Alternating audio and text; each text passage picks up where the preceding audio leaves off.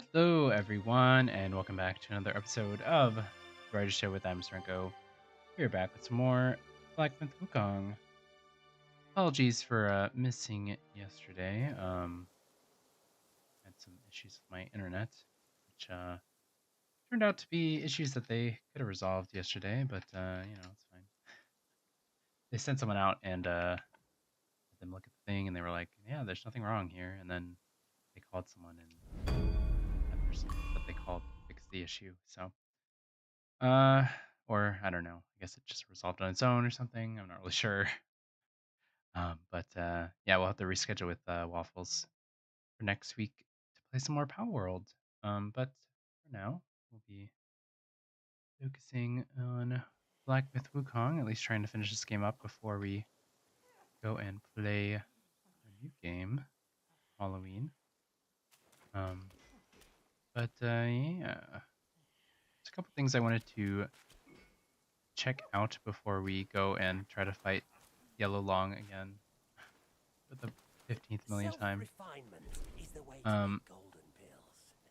What say you, brave we've one? got some celestial medications that we can make.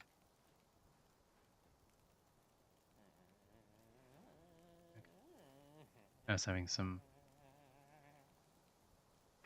lag issues.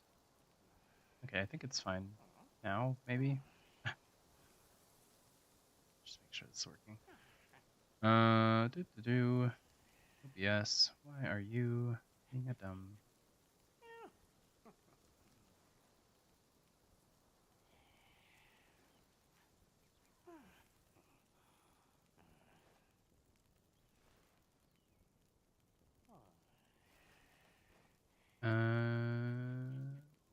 Just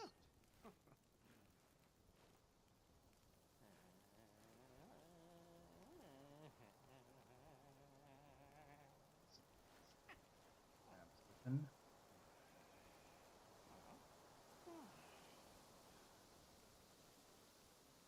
I think it's now. There we go. Okay. Cool. Each Yeah, so I hill wanted is a to make means some to an more end. celestial medications because My we got destiny's some course. I bunch guide of the way. mind core that we can make now, so this will probably help us with our issues. Let's see. Uh, shock resistance we could probably get. I don't know, maybe 3 of these, 6 of these. From yin and yang, 5 elements emerge. Each thou shalt have pills.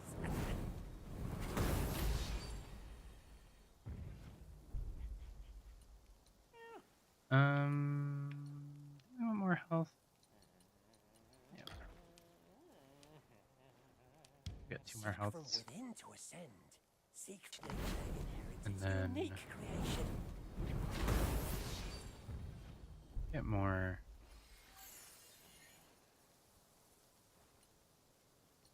Stamina.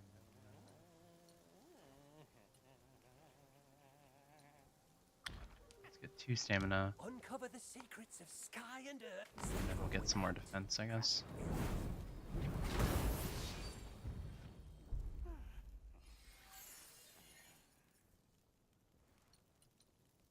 And we'll get 1 defense, and then we'll get 1 stamina recovery From rate yin and yang, up. thou shalt have pills. I don't know why this such a weird animation on this thing. Seek from within to ascend. 5 elements emerge. Yeah. Many are bent on seeking shortcuts. Hence pill. And then I just realized that I got this really nice upgraded cord.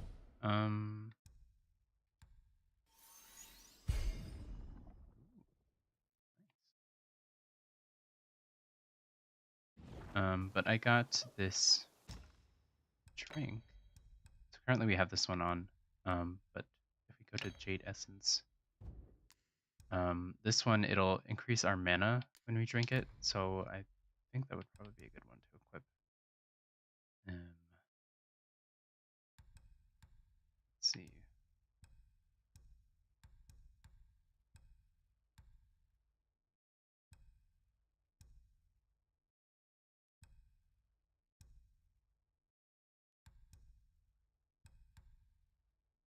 We'll try this one out, and then we'll do.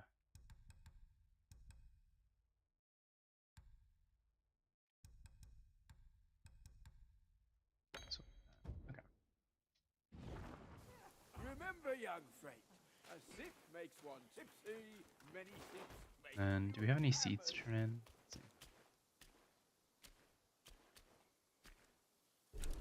We do.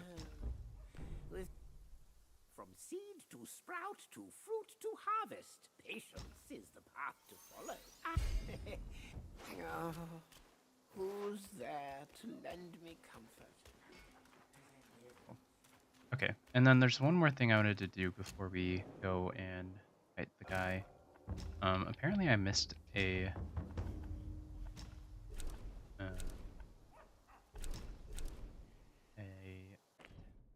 curio, I guess is what they're called in this game. But like a little talisman thing that'll give us increased shock resistance, which will be nice to have against the shock dragon. Probably going a little bit overboard on getting all these stuff upgraded and stuff, but I don't know. I really don't want to fight this guy any more than we have to.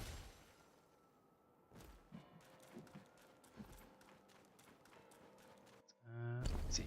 Turn into a fox still. Did they take that away from us? Yeah, okay. I think they took that away from us. Well,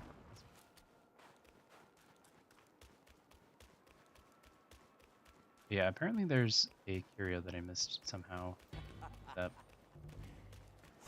Ow. I think he was going to be fast enough.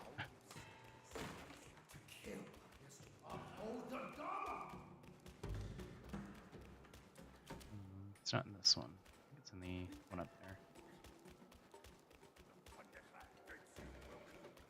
But I was looking through our curios and I couldn't find the one that was resistance to electricity. And we have all the other ones, so just really confused why I didn't have it, and then I realized I just didn't ever pick it up. So Land of Thunder allows no faith but one. yeah, there it is. That's probably why, because this guy's here.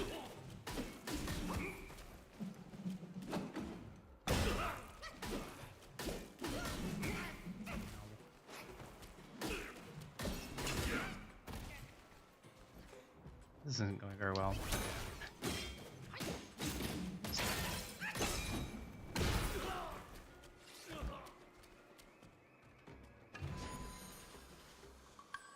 There we go. Understone. So that'll give us shock resistance. So we have chill, poison, and I guess we don't have the other one. I think there's 3 of them. But yeah. So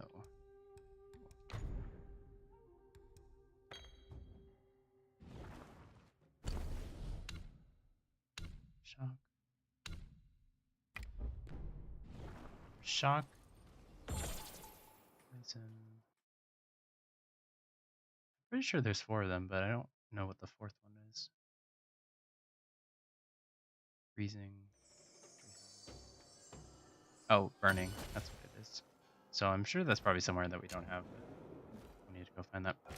Okay. Now. Hopefully this is the last time we have to go here.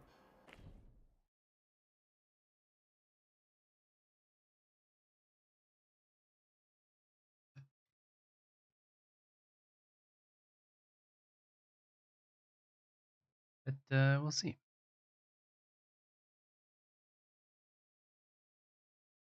I did look up some cheese strategies that you can use, but I didn't really want to do that, so I'll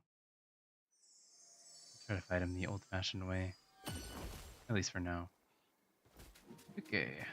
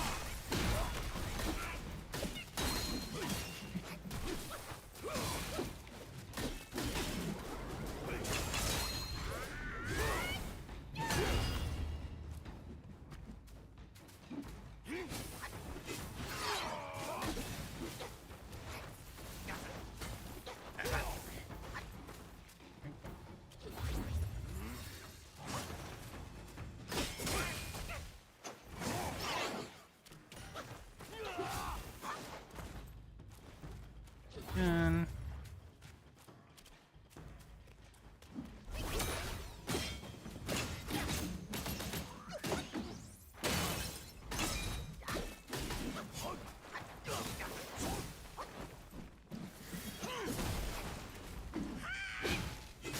Ow. And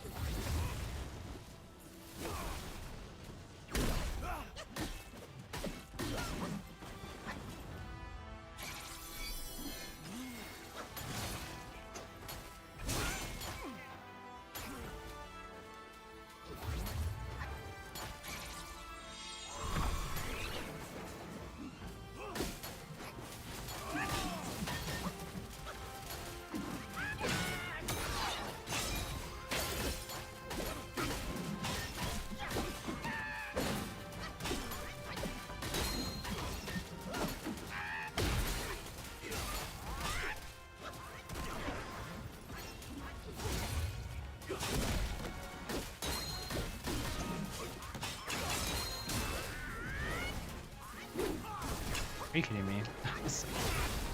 Oh my god.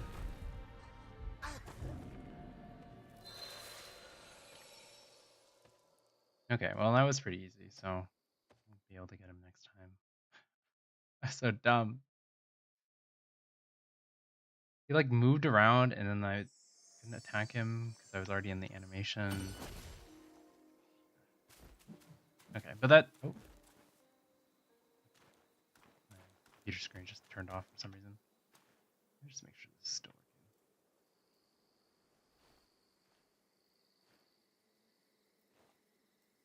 Come on, computer, you can do it.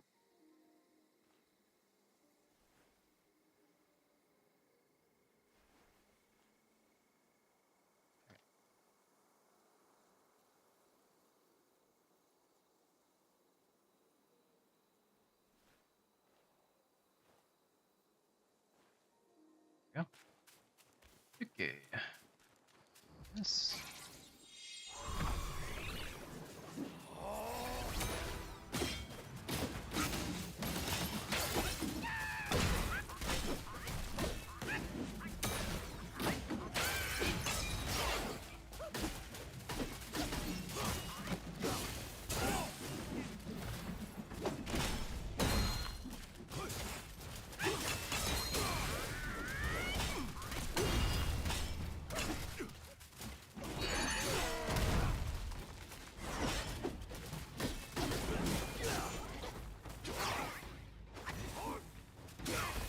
Ow. Calm down.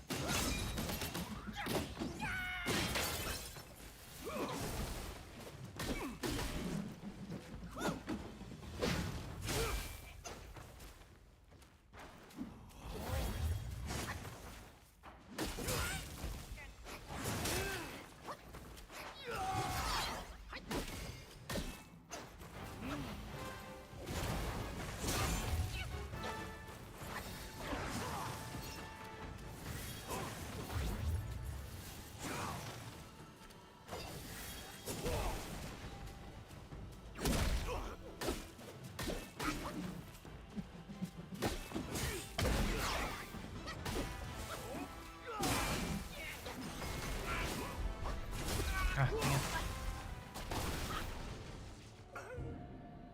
I just keep getting too greedy. Need to just relax. Okay, third time's a charm. Third time's a charm. So I think this is the third time we've tried fighting this guy. Okay.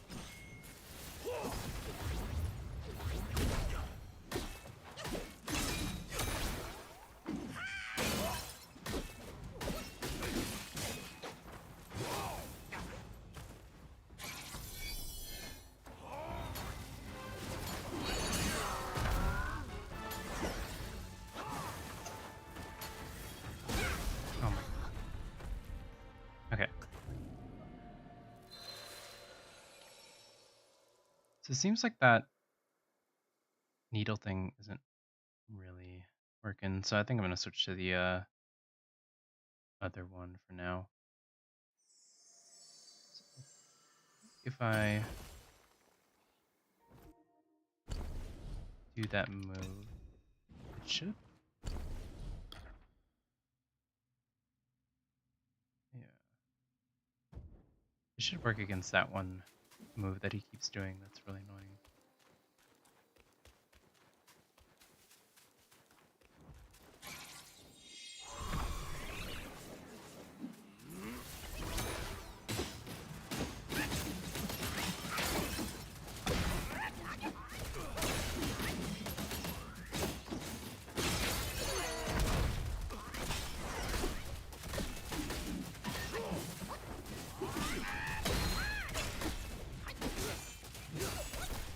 What are you doing? Come on.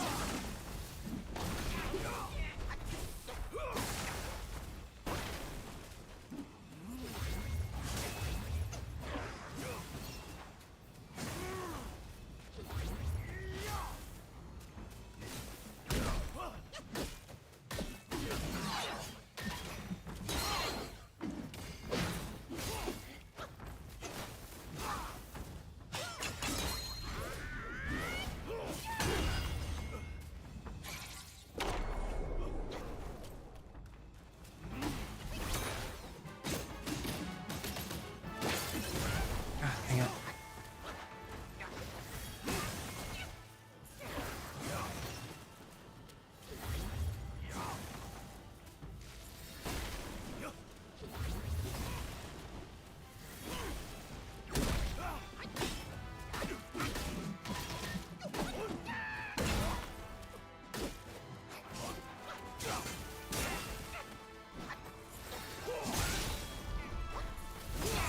Okay.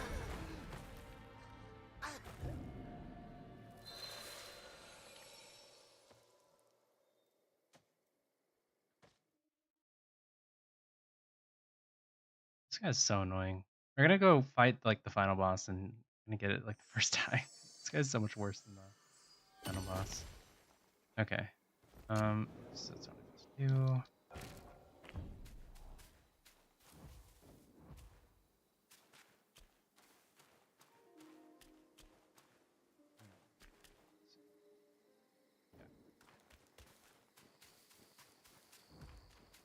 Uh,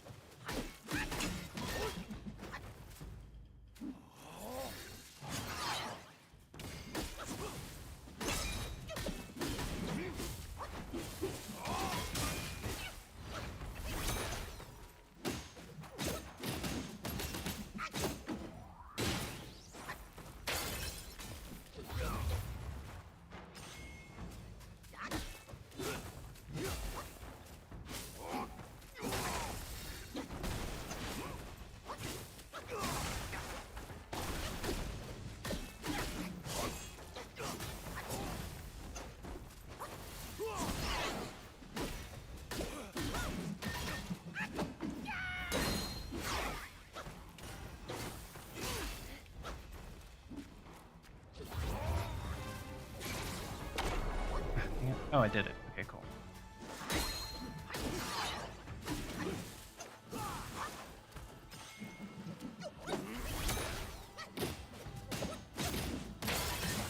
Ow.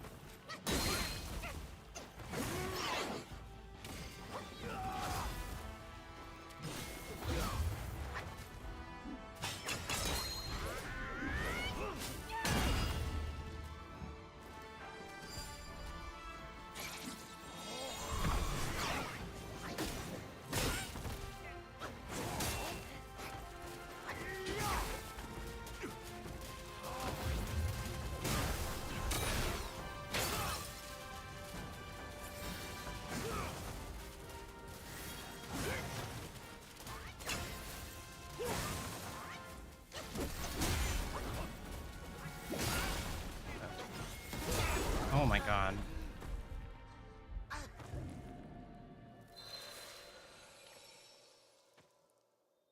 This guy cheats. Like, I don't know what I'm supposed to do. He's never done that twice, and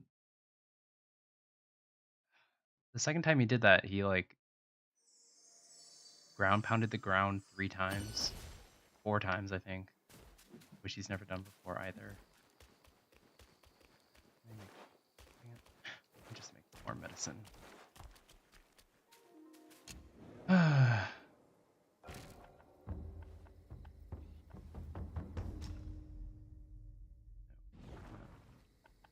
Medicine.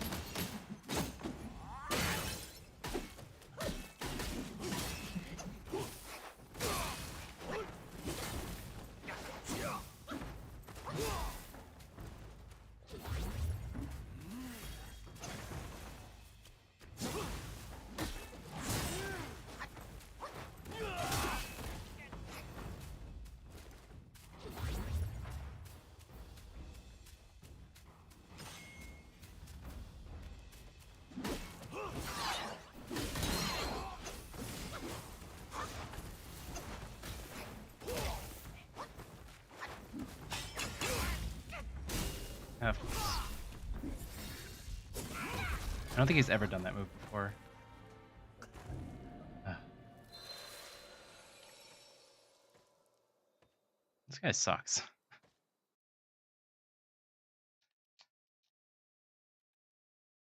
Okay. I feel like I'm not benefiting from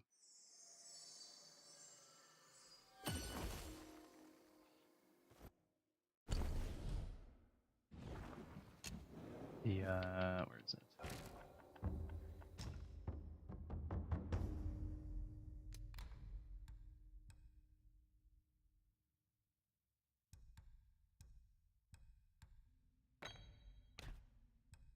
This thing. So let's see if we can.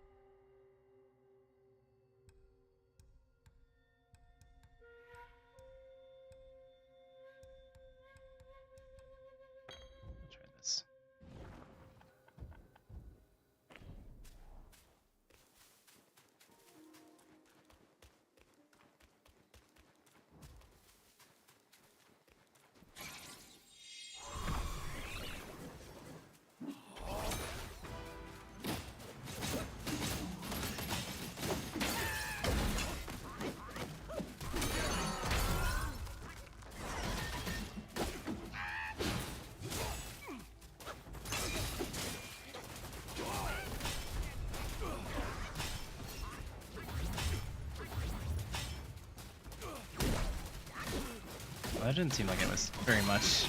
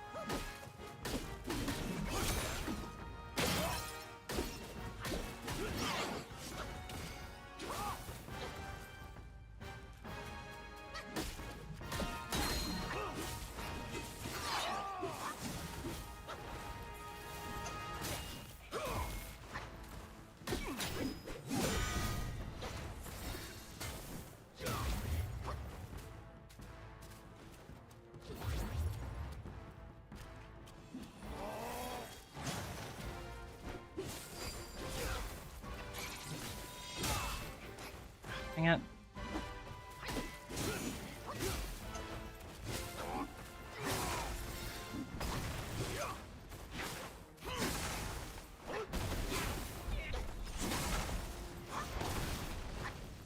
Okay, here's what we're gonna do. We're going to use this.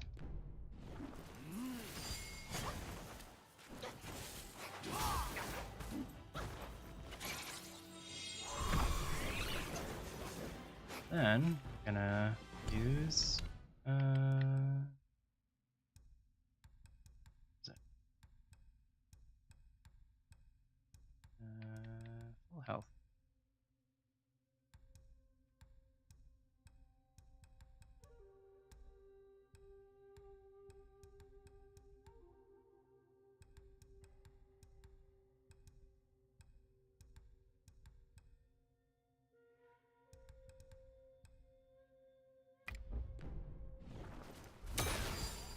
That.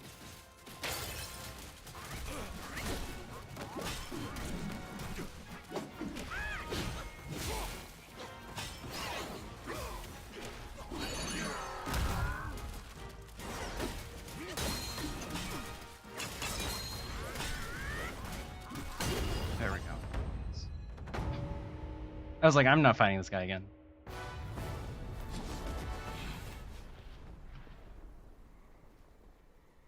Our sire's head was hung when he defied the celestial court. We dreaded the Jade Emperor's wrath and pleaded with Master Yuan to help us abscond from our waters. But he warned us we might hide for a time, but not forever.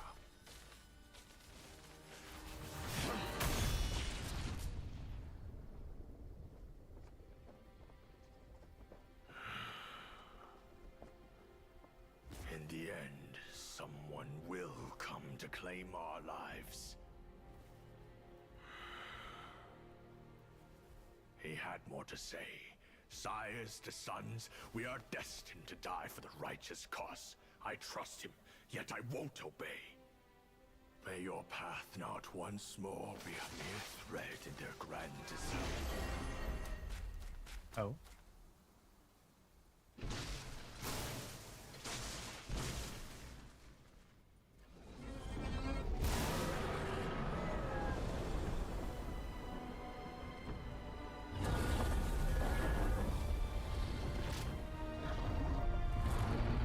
All three of your brothers have been claimed. If not now, when will you reunite? Destiny repeats itself, always. Why not cast the die once more?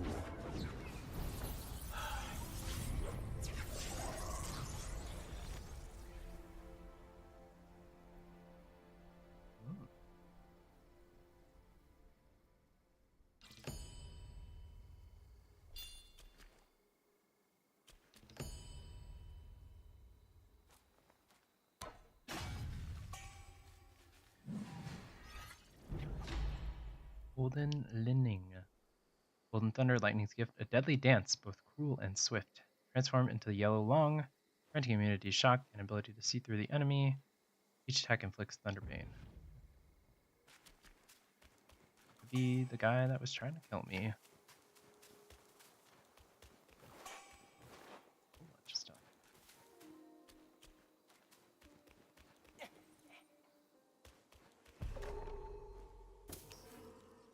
Okay, finally get this thing. In robes concealed a long lies, trapped within the current of life's ties. Soaring high, golden linning arise, fate's trials from which none can hide. The plan he had was simple. Since the old man could foresee destiny, he would surely sidestep misfortune. By staying with him, he believed he could elude all danger. After his brothers each fled to distant realms, he transformed into a long pattern on Yuan Shoucheng's robe. For the next 100 years, he followed the old man across the vast lands, watching him decipher omens and foretell futures. But what good did did his words change? Most, in their hubris, fell into the same snares. Whenever this occurred, the old man would seek refuge in drink. By fortune's grace, he possessed a gourd that brewed its own wine. and thus he often drowned his sorrows in a self-spun stupor. In his drunken haze, the old man would often converse with the shadows. At times he would mutter wistfully, "What is it to see through the game if you cannot play it? And if you do not enter the game, what is the use of it at all?" At other times he would be spirited and cheerful, exclaiming, "With life and death both predetermined, so why not be bold and give it a try?" Occasionally he would speak with a heavy heart. What's done shapes what's to come. How many could truly defy destiny? And sometimes he would sigh and question, if you could predict where you would die and deliberately avoid it, could you really escape? The Long often wondered if these words were meant for him. But since the old man never exposed or drove him away, he assumed the old man was just rambling in his drunkenness. As time went on, these words gnawed at his heart, leaving him torn and unable to decide whether to leave. And we got C supporting tendon. Interesting. And equipment. Readily increases the chance of attaining items or materials from defeated enemies. Okay, cool. We don't need this anymore. So let's swap it to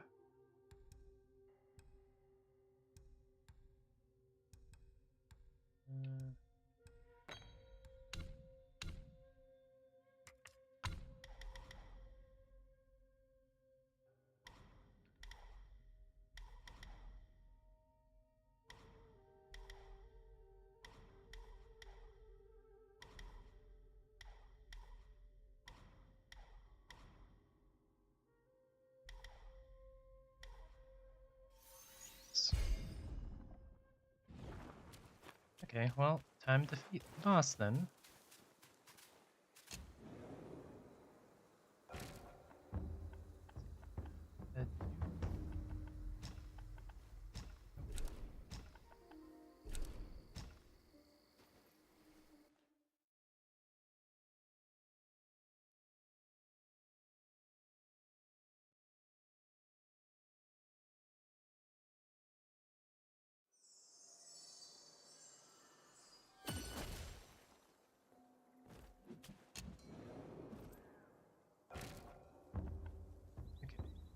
Let's set our new transformation. This is number 8.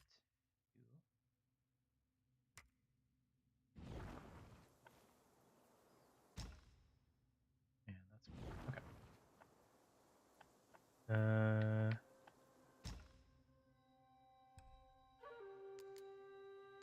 Swap this one out.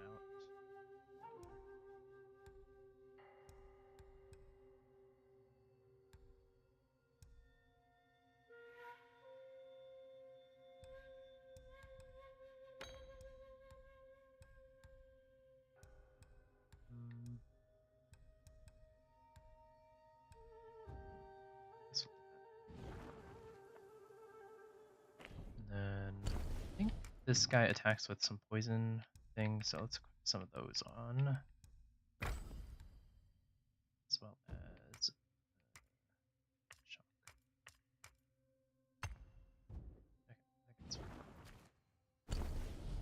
Okay, swapped all the curios. We'll swap this in. That'll be useful in this attack, or in this fight. And,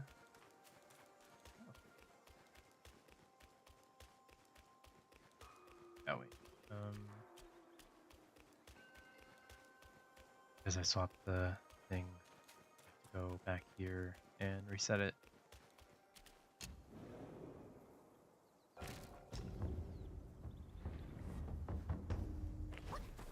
So I can actually use it when I need to. Okay.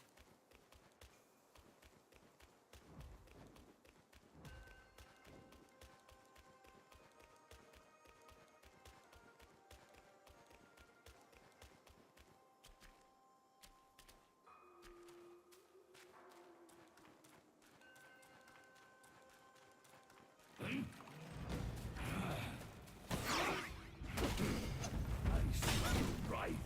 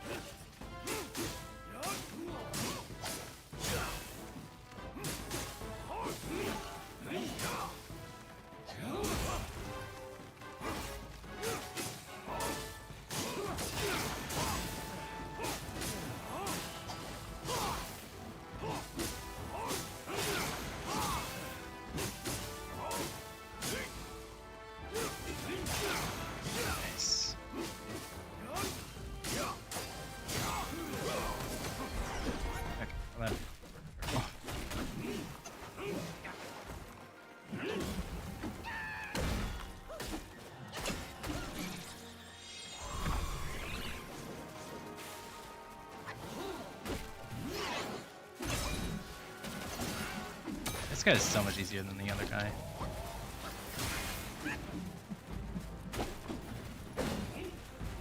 I can actually.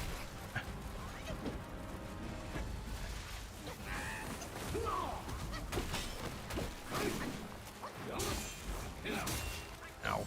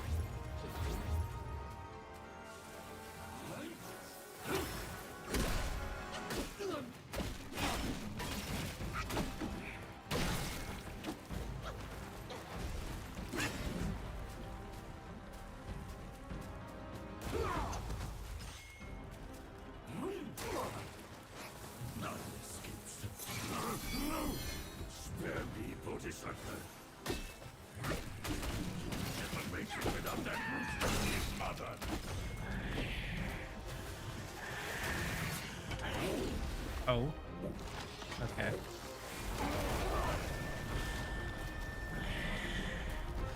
This is new.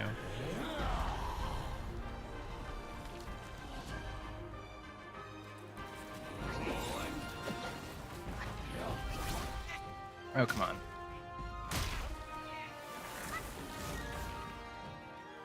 You heard the magic go off.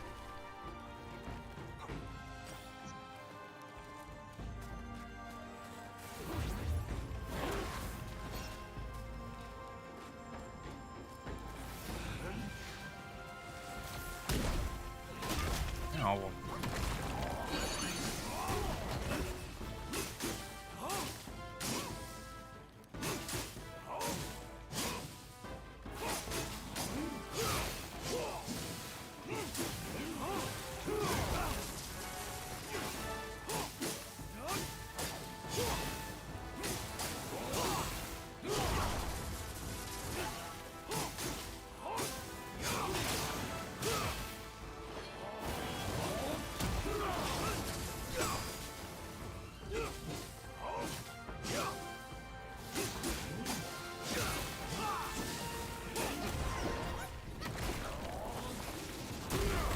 Okay. Come on. Get up, Wukong.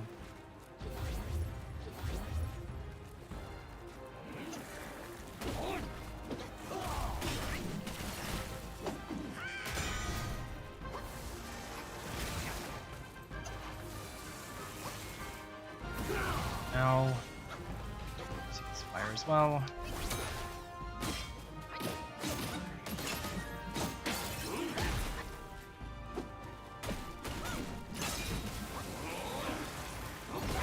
Oh, come on. Stand behind me. I can kill every destined one I find. Well, didn't realize that attack was a area of effect one. Otherwise, I would have just dodged. Okay.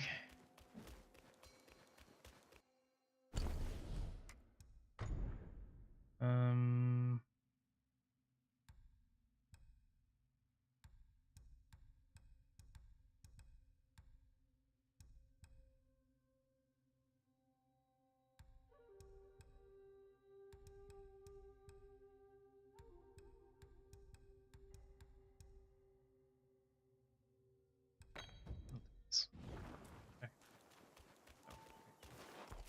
course, I have to recharge the thing.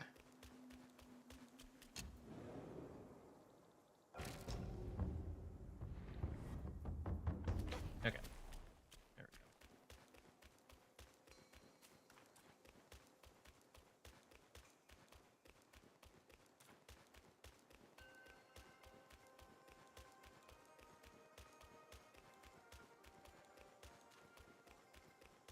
Gotta do the walk of shame.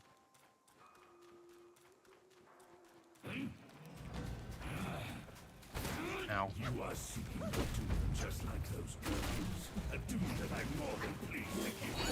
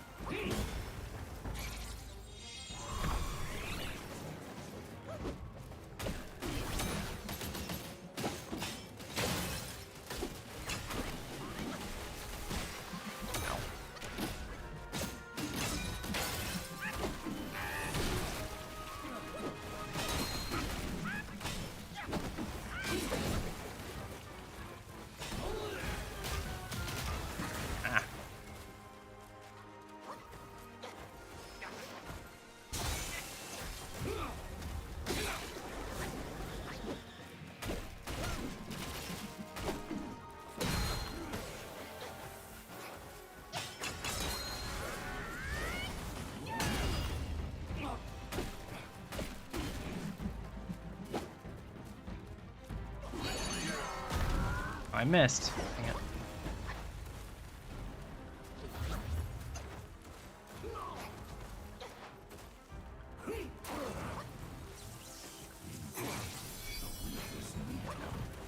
As I recall, the needle was drained of power.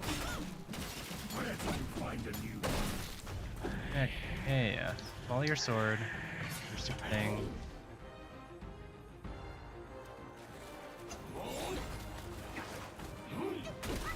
Oh, come on. Hey. Hurry up. Come get up, please.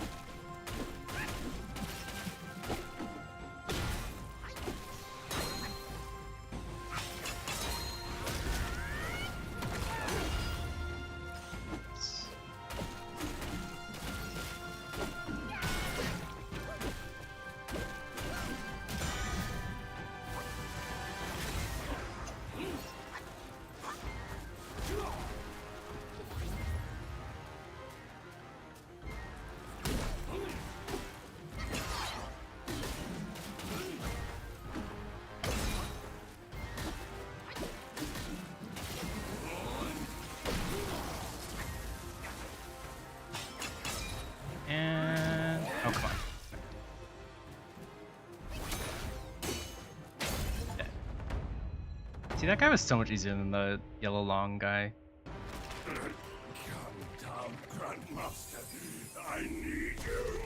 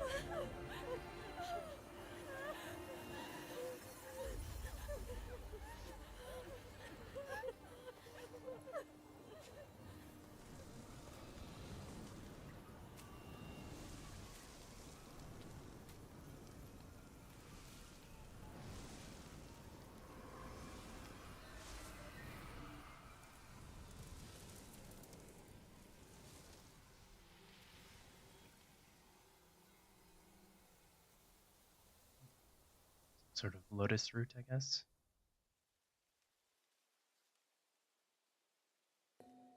Those roots are actually really delicious, so definitely recommend trying one if you haven't.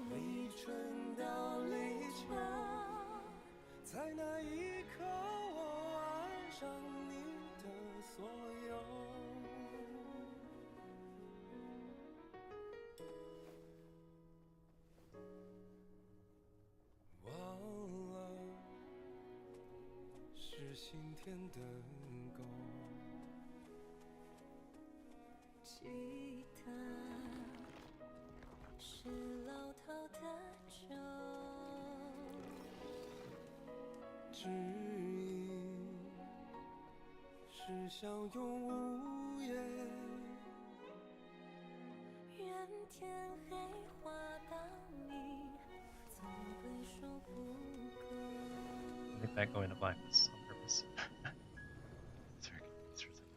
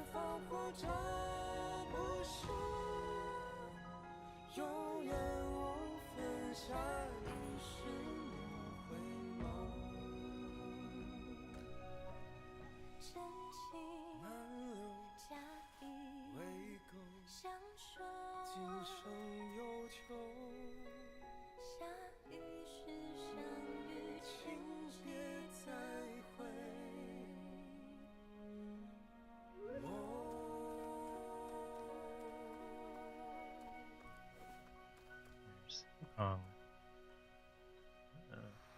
We did read about that little vignette, I guess, when he goes into the water and turns into a catfish in one of the portraits. So. You have grown in strength, but not in wisdom.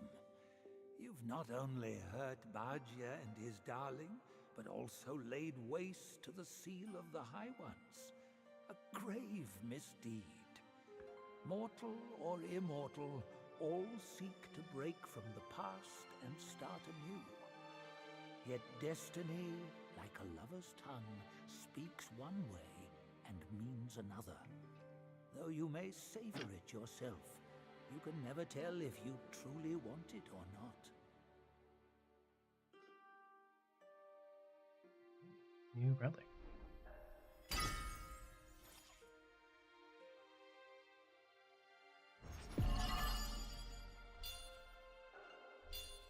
Cool.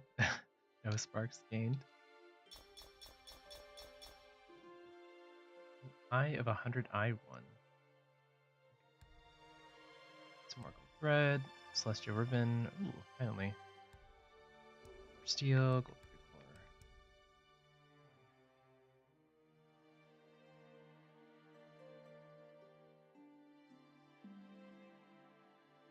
Let's see. Sure this. Go through. Long ago, the many-legged one was subdued by Bodhisattva Pilanpur and locked on Purple Cloud Mountain. Only by a plea from the celestial court was he spared. The immortals dispatch minions to enact their will, while they remain serene, as if playing a game of chess. Pity those pawns. They know full well what they are, yet they cling to false hopes and even take pride in it.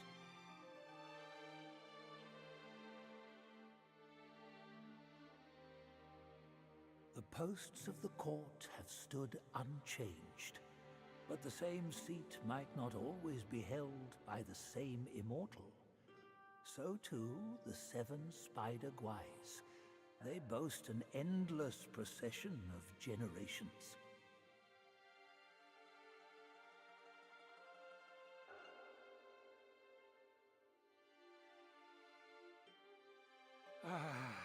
Even the sacred gourmand remains mundane if he clings to the ties of love. He was an admiral of the court, a pig in the mountains, and Bajia in the journey. Yet his nature remains unchanged. So be it. A guileless fool may know less sorrow.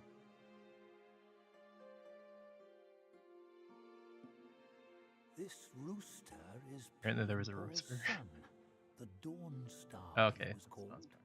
Through him is forged the Weaver's Needle, the one that subdued the many-eyed master.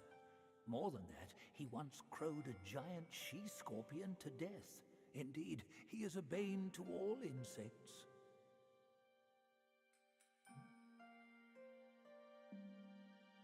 There's a random This one Rain. must be a high immortal That showed from up. the court. Amid the trials of the 7 spiders and the many-eyed one, it was Bodhisattva Pilanpur who lent a hand. No aid from the court was given. But Wukong is ever heedless of rules. He might have sought higher places for help.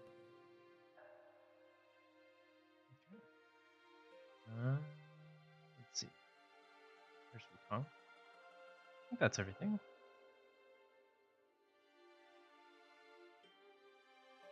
Looks like it.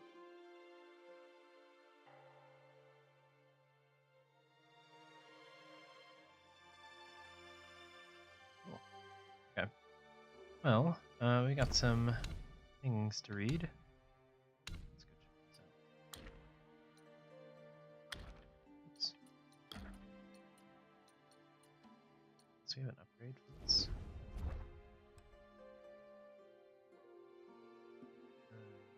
Oh, because we got the golden glowing eye. Okay. On successful hit with a charged and heavy attack, each focus point cost slightly recovers health. If the enemy is in poison state, massively enhances recovery.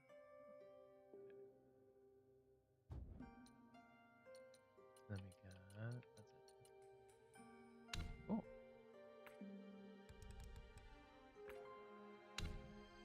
Yeah, we got some journal entries to read. Third Eye Taoist Master. Tending the furnace, stoking the flame, making pills to immortality aspire. Countless eyes and countless schemes, one misstep and shatters all dreams. Will this work? Violet Spider lowered her head, not daring to look directly at 100-Eye Taoist Master. The master handed a needle to the old woman and said softly, "With what the monkey left behind and this vessel mine, you have nothing to worry about. If both fail, come to me, I will back you up." He paused, as if a new thought had struck him, and added, "If I act first, you will never see that pig again." Hearing this, the old woman quickly took the needle and thanked him and left. Once the once the door was closed, an immortal with red scalp and crane face came in, holding a fly whisk. He emerged from behind the screen, looking at the master imposingly. The master bowed respectfully and reported, "With that, that pig, with that, with that pig in our hands." What? That's a typo. With that pig in our hands, the destined one alone will not cause any trouble. The crane immortal remained non-committal and sighed. Your little schemes are all under His Majesty's watchful eyes. He hasn't intervened out of respect for Her Majesty. The master chuckled dryly and replied, Her Majesty's words. They've taken too much profit. This time our principal and interest must be taken back. The crane immortal flicked his fly whisk as if shooing away flies and said leisurely, Once it's done, you leave. But they still have to stay. No expression could be seen on the master's face as he bowed deeply to the immortal.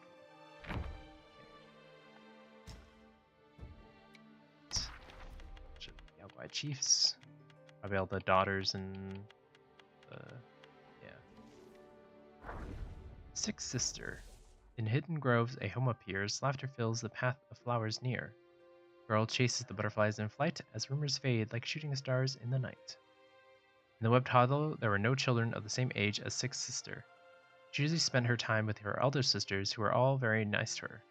Only the fourth sister would strictly supervise her training. Sometimes, when she was training diligently, the fourth sister would take her to the mountain top to gaze at the scenery outside and tell her stories about the world beyond the mountains. Although she enjoyed following her fourth sister, the fourth sister often went to the mountains to investigate secrets unknown to her. Claiming it was dangerous, she refused to take her along, which left the sixth sister feeling bored. One day, a flower viewing banquet was held in the mountains, and the lesser Yaoguais from Mount Wushan came to deliver gifts. As usual, after completing their tasks, they were invited to stay and drink.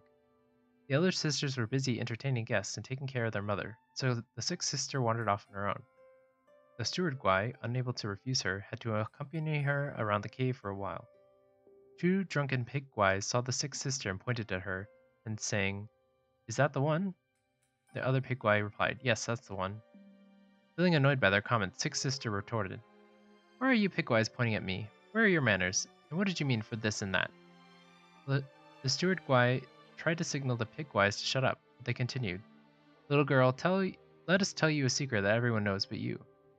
The steward Guai quickly tried to intervene, but the sixth sister earnestly said, Go ahead. The two pig Guais laughed and said, Your father is a pig, just like us. You're a relative of our old pig family.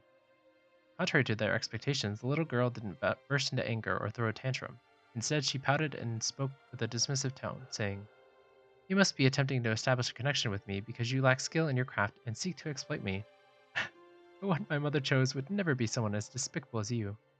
Okay. Hearing this, the pigwise felt embarrassed and never dared to joke at her again. Oh, okay. The fifth sister.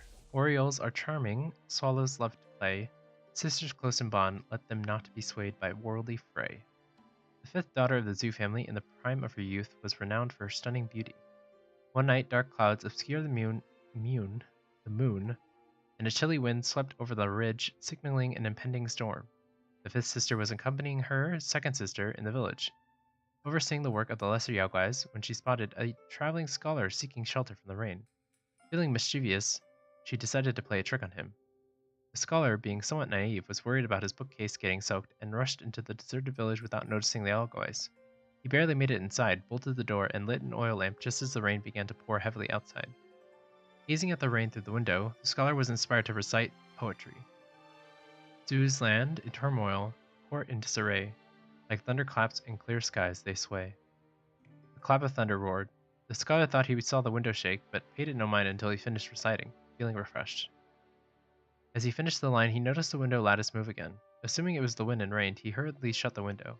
After finishing his poem, feeling refreshed, he suddenly realized someone was knocking at the door. He caught a glimpse of a graceful silhouette on the door's paper screen, and a sense of alarm washed over him as he entertained the thought that it could be a Yaoguai. However, considering his own wretched and unremarkable existence, he somehow found solace in the idea of becoming a victim of beauty. As the scholar hurriedly got up and flung the door open, expecting to see a stunning Yaoguai, he was indeed met with a horrible sight, a ghost with disheveled hair and pus-filled eyes. Ugh. Overwhelmed with terror, he let out a scream and instinctively pushed past her, desperate to escape the haunted house. Outside the house, the fifth daughter, playing with her delicate fingers, leaned gracefully against the wall only to be knocked off balance.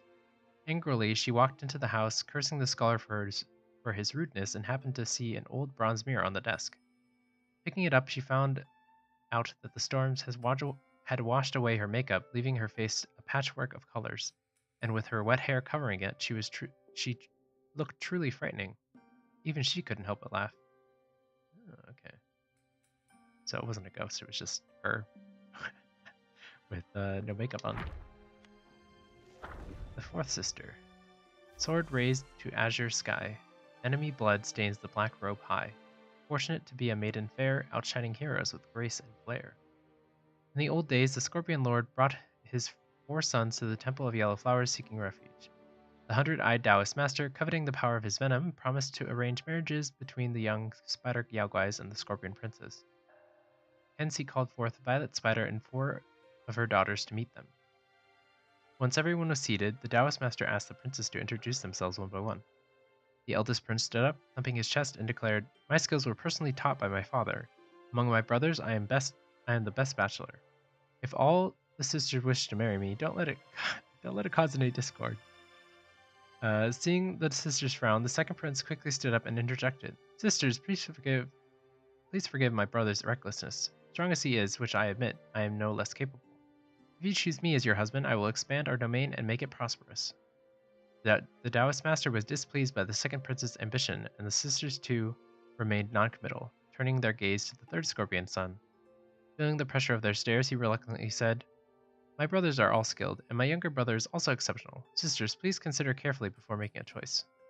The fourth prince, disdainful of his third brother's lack of confidence, said, "My third brother is a bit awkward in temperament. I hope you don't mind. Although I am younger, my future is promising. Choosing me is choosing the future." After hearing their self-introductions, the Taoist master asked the 4 daughters of the Zhu family to express their opinions one by one. The eldest sister spoke gently. "With many sisters to look after and our mother's illness, I cannot lay down this burden and let my sister suffer. My marriage can wait a few more years." The scorpions shook their head, expressing regret. The second sister laughed coquettishly, let's see that word too often, and said, "I am busy managing the family business alone, with many financial gaps to fill. If any of you are willing to help bridge these gaps, I might consider marriage." The Scorpion Lord's mountain had long since fallen into ruin, with no wealth to speak of, so the second sister's words effectively ended the conversation. The third sister, holding a fan, said, "I wish to marry someone with whom I can live in harmony. I love the poetry of Luo Yin. Have any of you read his works?" It's likely that the 4 princes didn't even know what poetry was, let alone who Luo Yin was. Consequently, everyone pinned their hopes on the fourth sister. Sitting at the end, the fourth sister hummed softly out of boredom before speaking. "My sisters, you were too polite, speaking so tactfully that they probably didn't even understand. This so-called meeting is just a scheme against us. We would end up with no gain while they take our dowries and positions in our cave. How dare they consider us as the ones to be taken advantage of? They've called themselves princes, yet none of them are noble. If they truly had any skills, why not earn their own fortunes instead of showing off and making fools of themselves here?" After the four sisters' outburst, the conversation at the table shifted to criticizing her. Though apologies were exchanged, the topic of marriage was never brought up again. Okay. I was thinking that they would have gotten married, but I guess that would explain why they don't seem to be anywhere. In seclusion for 100 springs, truth and falsehood the mountain brings. Rosy face turns into gray hair. Love stories seldom and fair. The third daughter of the Zhu family, graceful in demeanor and gentle in nature, loved reading and writing.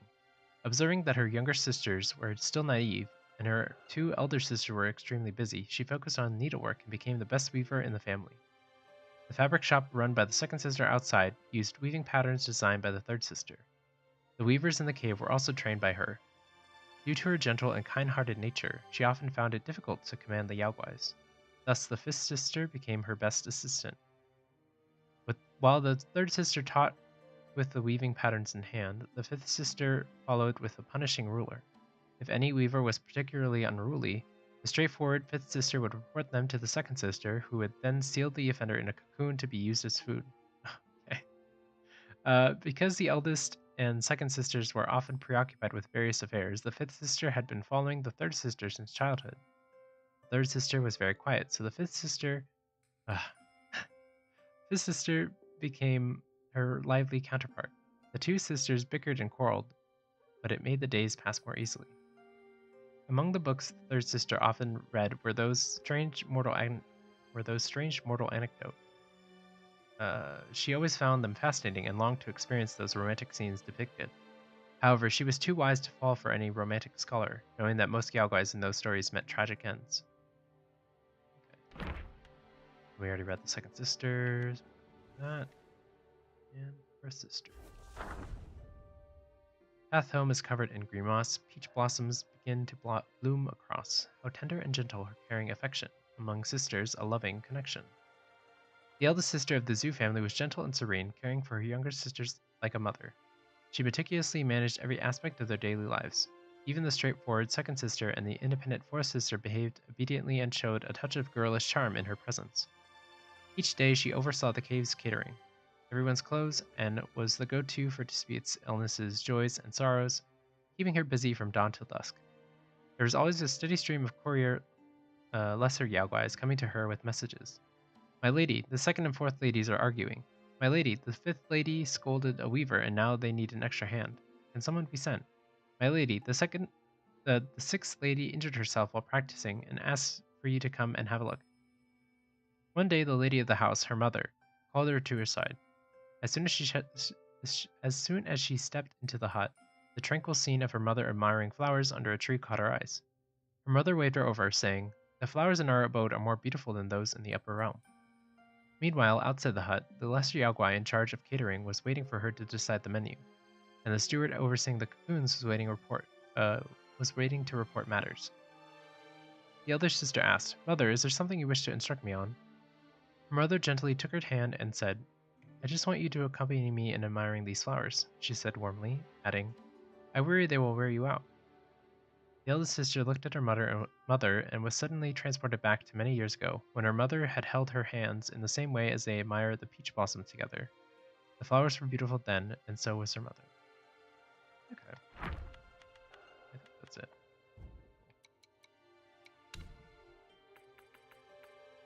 What else do we have? And we got new relic.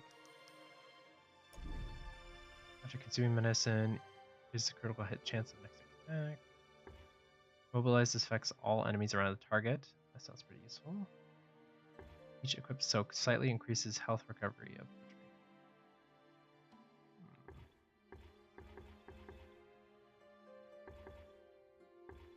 And I don't really use Immobilize against anyone.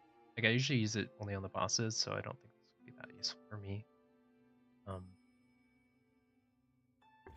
But well, I guess we'll do something.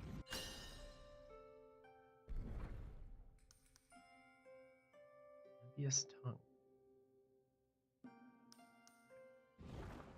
Anyways, time to start the next chapter. So there's another one of these that I missed. So, okay. Next chapter. Yes.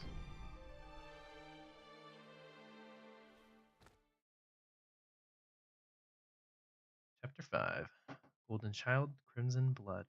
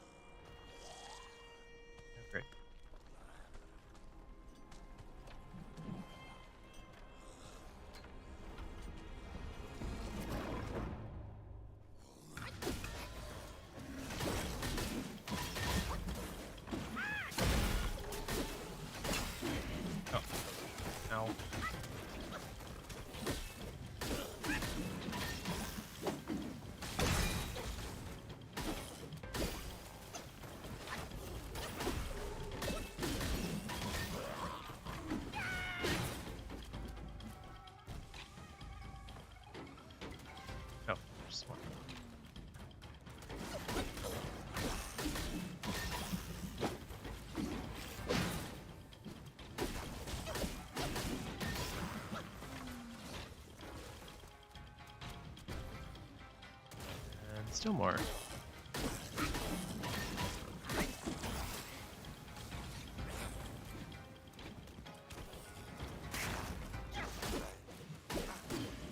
we go. Time was I guarded the Celestial River with my boys 80,000 strong, and the puny revenants dared to impede me. That grand transformation of mine was the only reason you're still standing here. A proper kneel to show gratitude would be appropriate, no?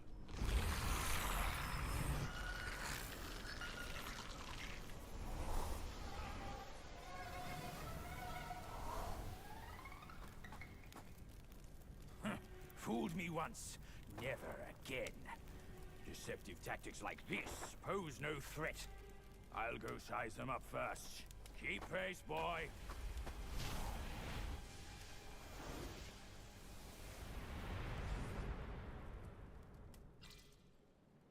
Okay.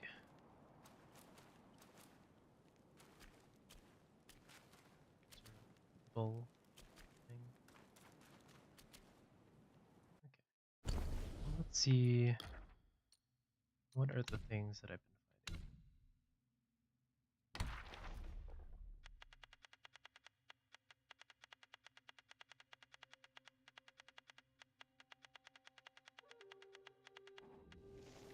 Revenant Stalwart.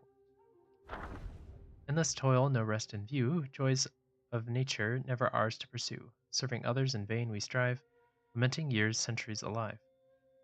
The stalwarts summoned from the other underworld by the keeper were the lowest-ranking soldiers back there. With their daily duties to maintain the flow of the underworld, being sent to the mortal realm was akin to the days of rest, a break from their relentless toil. One day, as they patrolled Flaming Mountains, four stalwarts shared their stories. One pointed to Furnace Valley and remarked, "This lava here makes me think of my task back underground. Those who committed arson in life are sentenced to embrace searing hot copper pillars naked in our copper depths. We had to feel the fire and scrape off burnt flesh once and again. If we had a firefall like it here, it would surely make things easier." Another added, "True, and those who broke families in life go to our iron depth. We plant an edge of the blade tree. We plant an edge of the blade tree in their back and hang them on the tree. Our endless days are spent sharpening the blades and trimming the trees. Sometimes the blade cuts through their flesh and they will fall with wounds wide open. That's when we stitch them back up, carry them from the ground, and hang them on the blade again. A giant iron ball like this one ahead would make the job much simpler." Okay, so they plant an edge on the blade tree and hang them on the tree. Oh, they like hang them. Yeah, okay.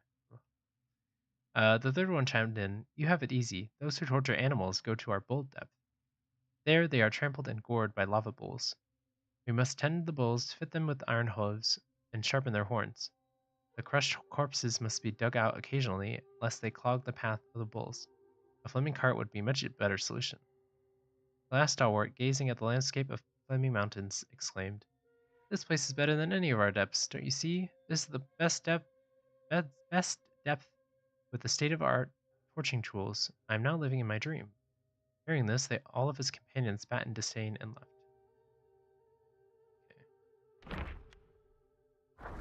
An archer. He who brings the tale of fault and blame is often caught in the very same game. Trust not the one who seems most fair, and in their goodness be aware.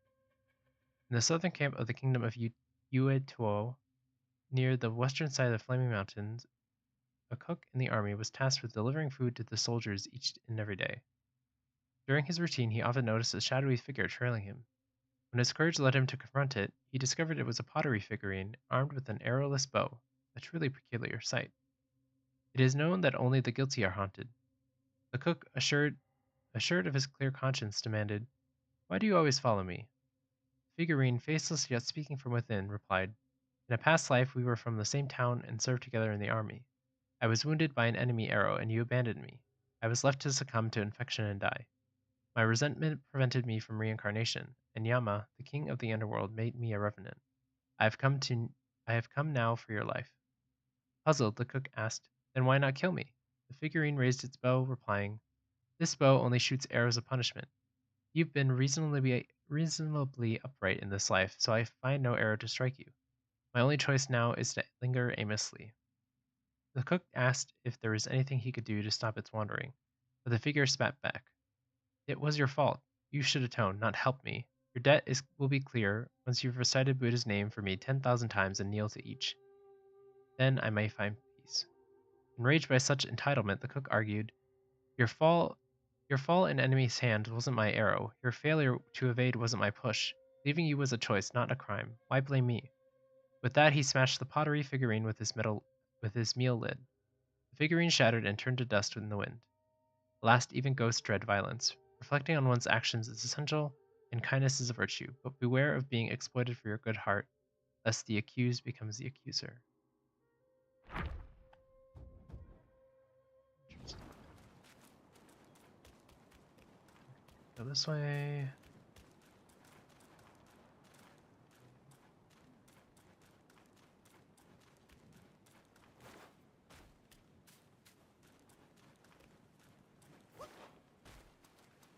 Go that way. Either. So I'll go through the door then.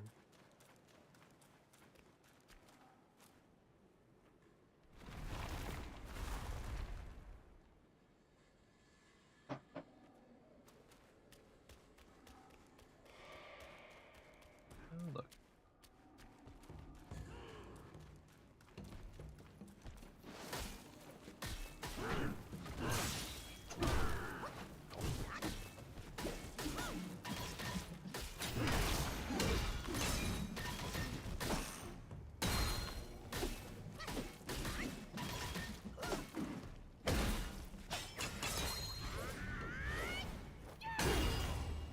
No. You out of the way.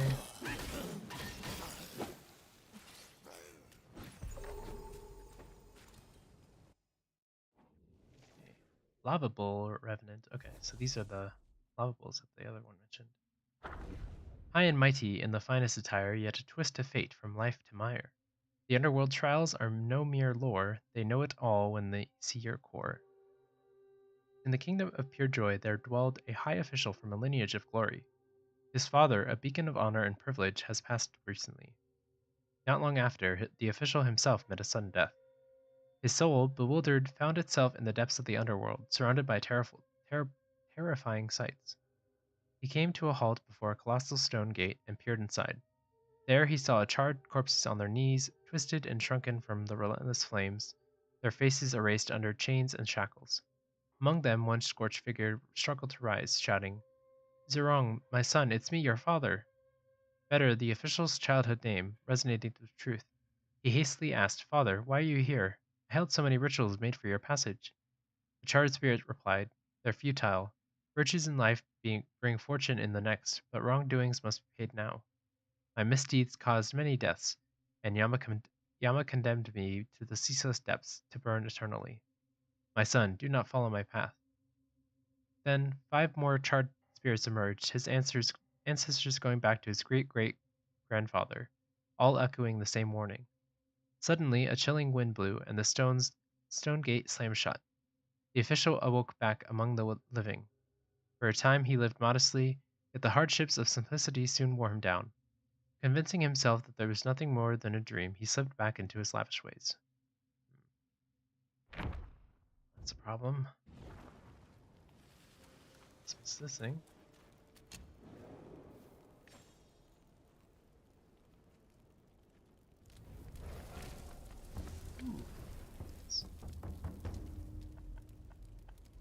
So we got some new weapons we can craft. Yeah, this one.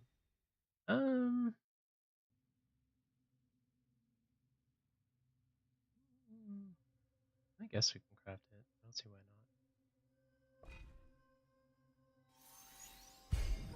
Get higher crit chance and more attack as well. I don't think there's anything else we can craft right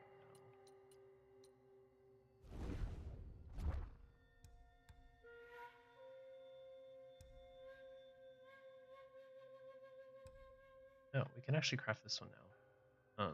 But we need more thingy. Or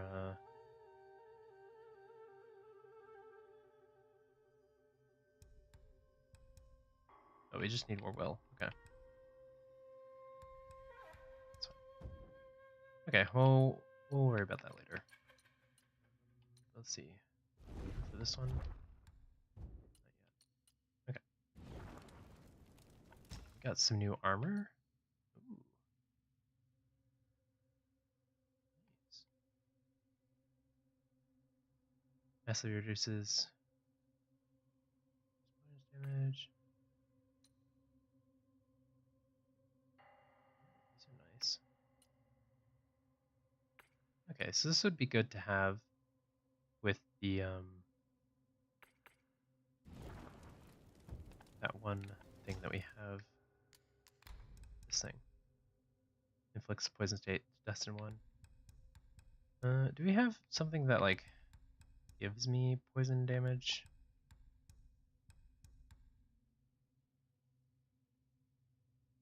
Using gourd. Poison state. Oh, I don't remember getting that one.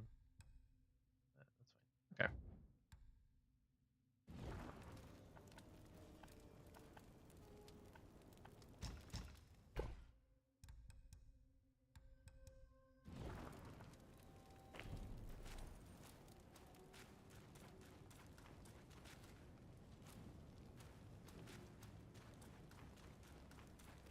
Let's see.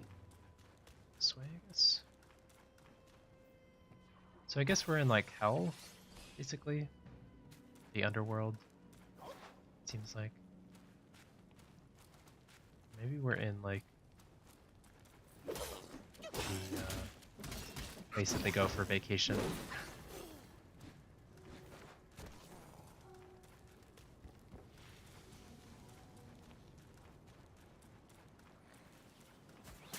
Ow.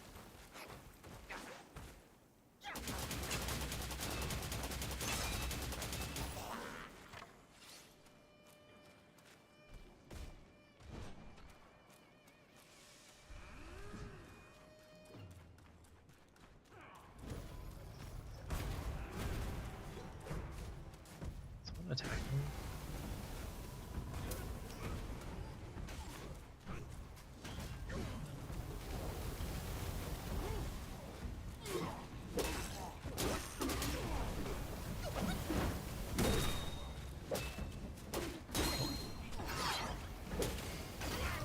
Ow.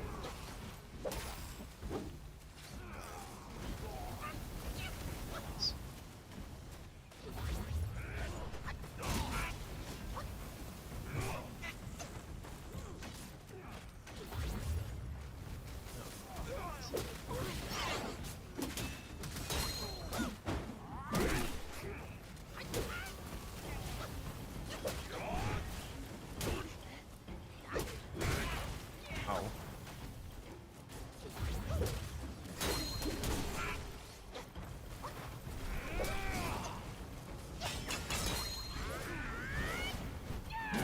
Oh, come on.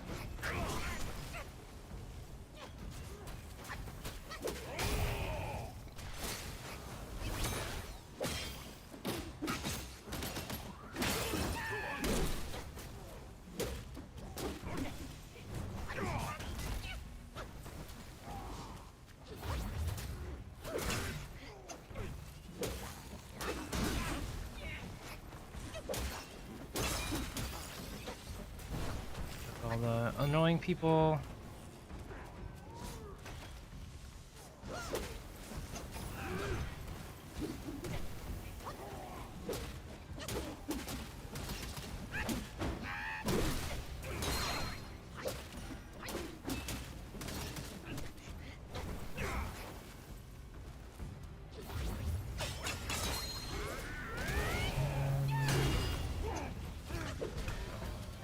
Is he dead? I think he's dead. Maybe. Oh. Hello. Lad, it can't be you. I thought you were one of them. Well, what happened to me?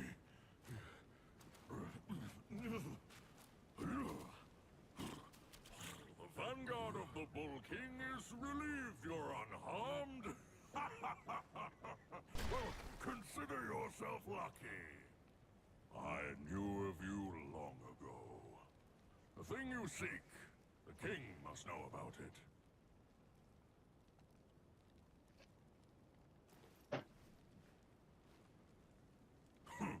Out of nowhere, the whole mountain was infested with those stinking corpses. Some coffin carts blocked all the passes up, burning everything in their path. You seem clever. How about you find a way to destroy them, eh?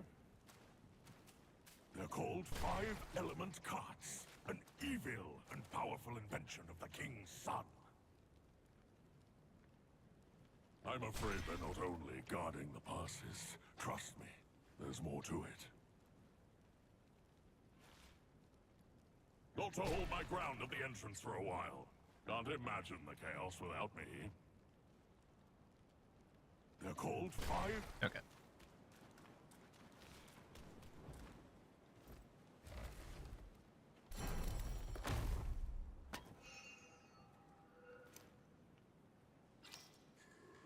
Okay, well...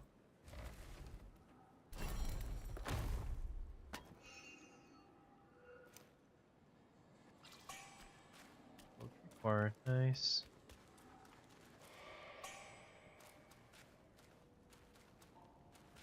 So there's that thing which I guess we're trying to destroy.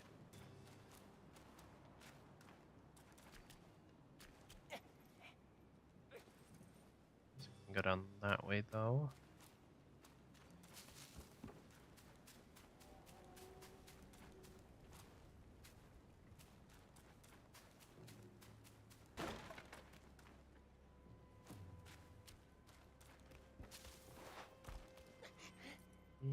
Maybe not.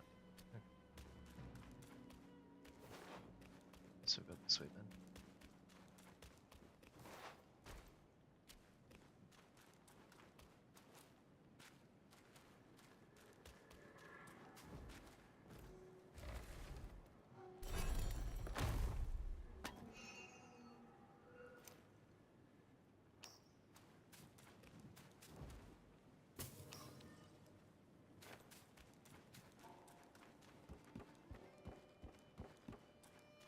Okay, let's see if we can figure out a way to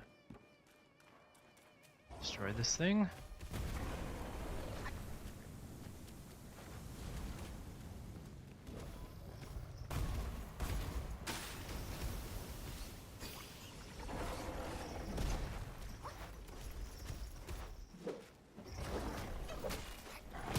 Ow. Okay, well, that's not fair. I froze him, and then for some reason he was still able to fire attack me. Okay.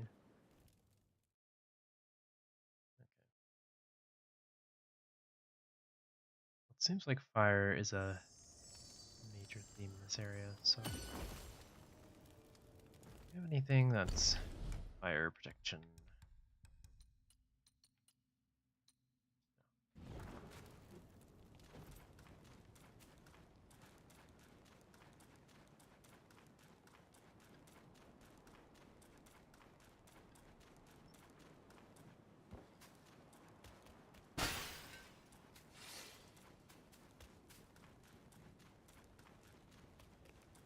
Let's see. Do you have anything new to say? Out of nowhere. Oh, some coffin. You seem clever. How...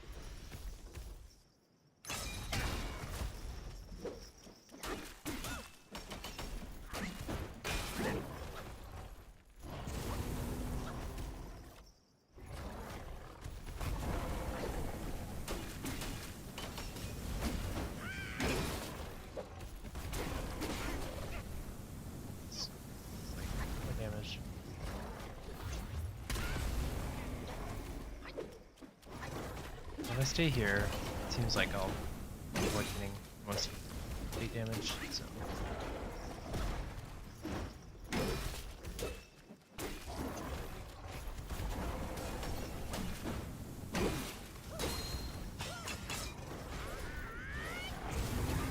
Oh, come on.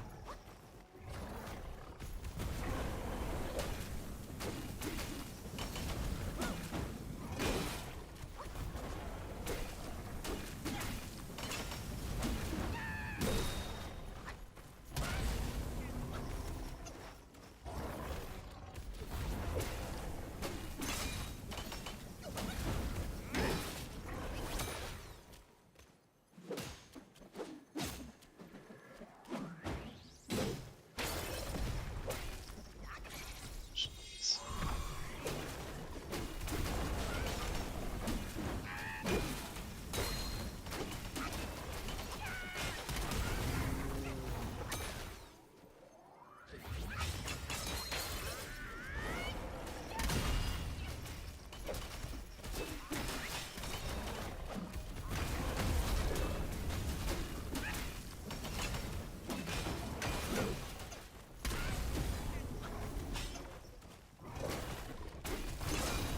There. Okay.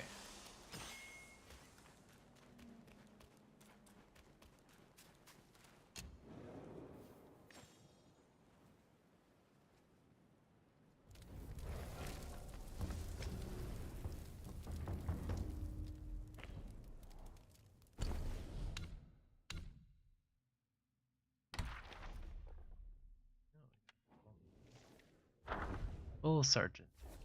Neath fiery peaks in robe so fine, guarding jade doors with gold's radiant shine. Tangled in those worldly gains, all splendor fades, like dust it wanes. Through the ages, those seeking rain from the plantain fan often presented gifts and tributes. Okay, plantain fan I think was mentioned chapter 2, I think. Um, but yeah, I don't remember. don't remember what it was for. As the chief guard in the Rakshasi's court, the bull sergeant was in charge of collecting these offerings. Quality of the tributes greatly affected the well-being of the mountain's Yaoguais throughout the year. Thus, the bull sergeant always schemed to influence the tributes towards his own preferences. One day, he leaned on the doorframe and sighing deeply, he noticed a smoke from his nose, resembling his beloved children, and devised a plan. He told all the tribute bearers that the shape of the smoke rising from flaming mountains at dusk indicated what the plantain fan desired as offerings. Believing this to be a divine sign, the people, despite their hardships, started contributing exactly as the smoke suggested. The bull sergeant received many of his desired items and reveled in the contented life. However, over time, this led to growing discontent among the villagers toward Rakshasi and her reigns. One day, Lady Rakshasi had to leave for a lecture by Lord Lao in the celestial court and was unable to bring rain for the people. In panic, the bull sergeant confessed his wrongdoings and begged for her forgiveness. It turned out she never required any tributes. She naturally provided rain for the villagers through the seasons for planting and growing. The whole tribute scheme was a fabrication. Lady Rakshasi didn't punish the bull sergeant, but ordered him to return the goods and tell the truth to the villagers. They refused to take back their offerings. Instead, they urged the sergeant to convince the plantain fan for more rain. Caught between the villagers and the lady, the sergeant ended up berated by both sides. The bull scorned by all. Bull soldier. Strong of body and skilled in fight, the skill and shield and spear of valorous sight. Heart ablaze with fervent zeal, love's disdain, the pain he feels. 3 centuries ago, when the Bull King still graced the celestial court, and the Red Boy practiced under Guanyin, peace reigned over flaming mountains. One day, Bishui Beast promoted a captain among the Bull soldiers, and the captain moved into the night duty chamber of the Rakshasa palace to accommodate his increased responsibilities. He occupied the adjoining room for rest and the main west chamber for hosting guests. One morning he found the guest room had been tidily arranged overnight. Dustless furniture, washed fruits on plates, and freshly brewed tea. Perplexed, he thought of the furry celestial maidens serving the lady, and the fox maidens attending the king's daughter. Recalling how the other guards often teased him for being more handsome than the rest, now as a new captain, he couldn't help but feel elated. Surely there must be a secret admirer.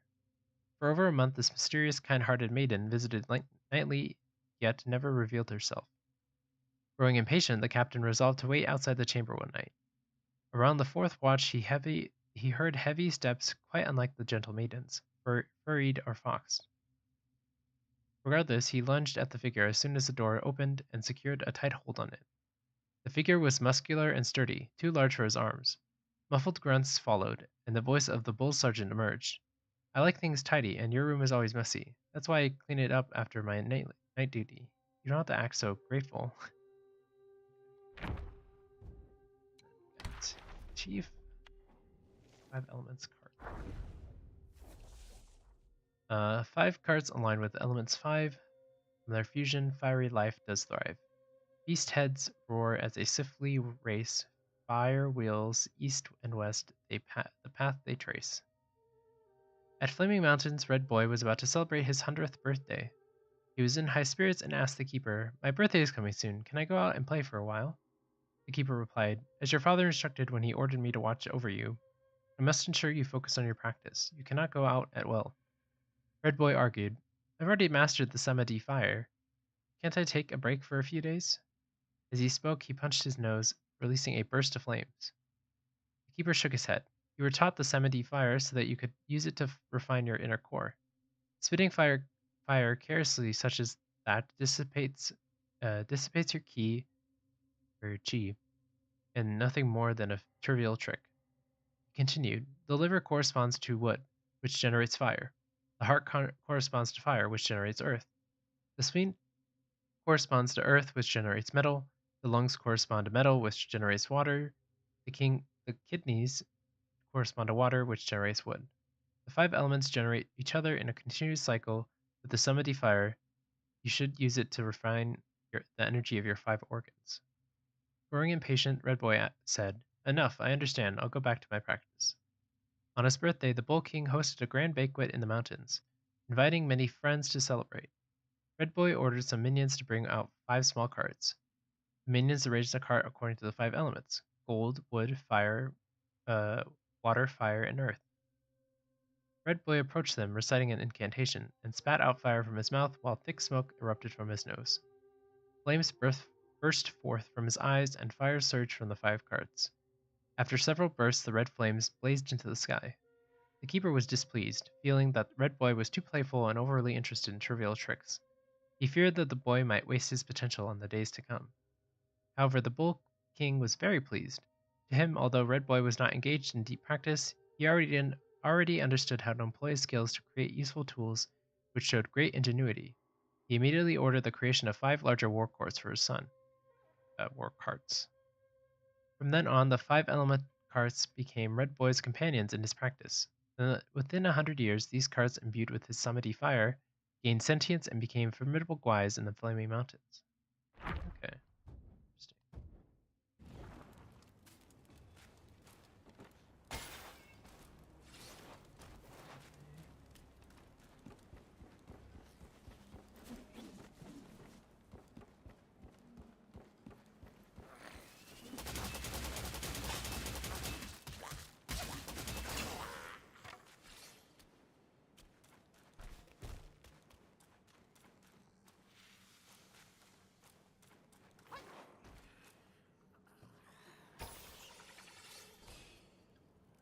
No.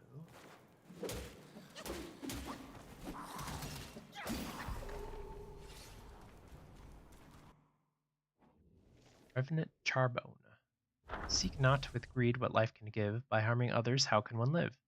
Evil deeds their judgment due. In the netherworld, their fate they rue. In the kingdom of pure joy, there dwelled a high official from a lineage of glory. His father, a beacon of honor and privilege, had passed recently. Not long after, the official himself met a sudden death. Did we already read this one?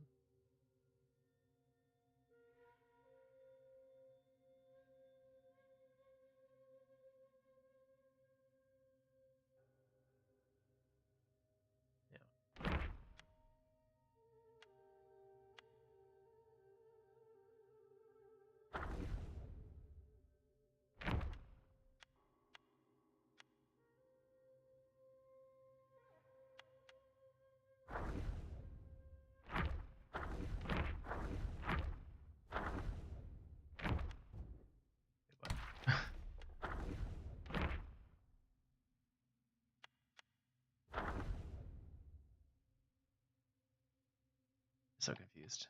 Isn't it?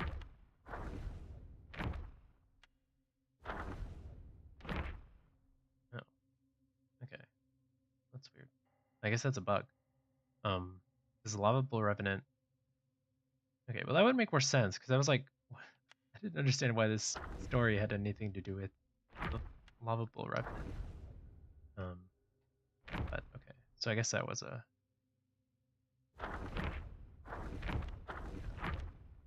Okay, well I found a bug.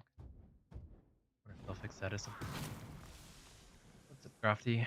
Um, you have stumbled upon me finding a bug in this game. Oh, hello.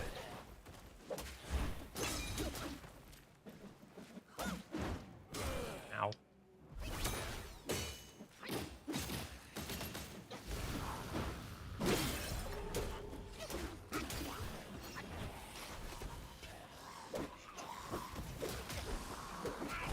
Ow.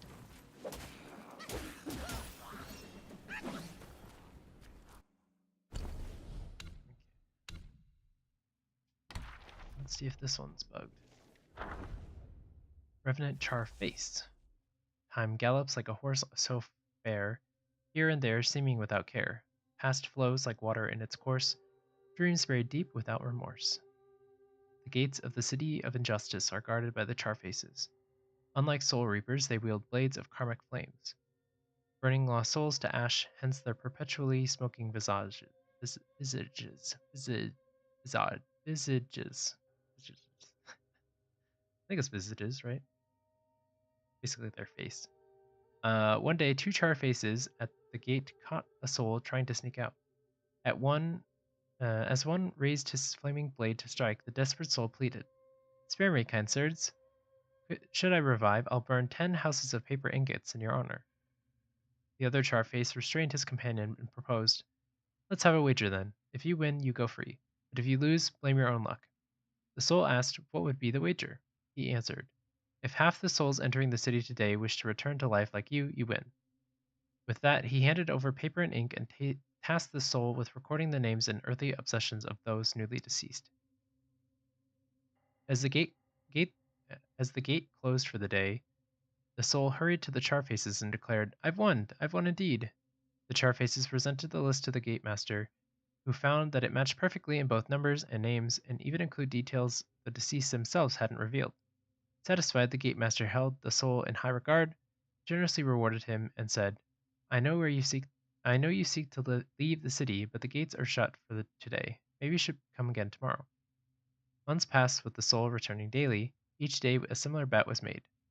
Over time, the soul ceased longing for a return to life and took up a role as a scribe under the gate master. Alas, it makes one wonder.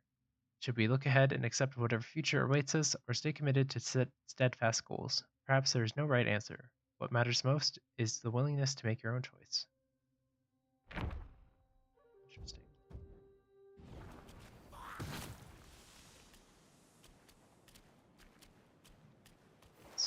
Bottomless pit to nowhere. Cool. I feel like this area is pretty straightforward. Doesn't seem like there's very many branching paths. Oh, great.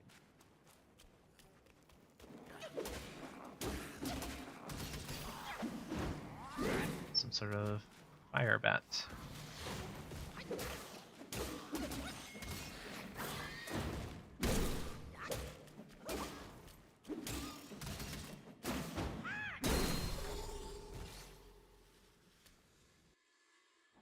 Lava bat, okay. Wasn't too far off.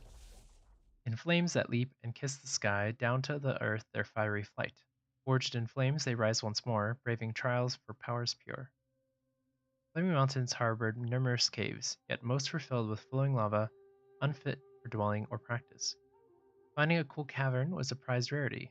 However, as adept flyers in the mountains, the lesser bat guais often discovered comfortable caves on sheer cliffs.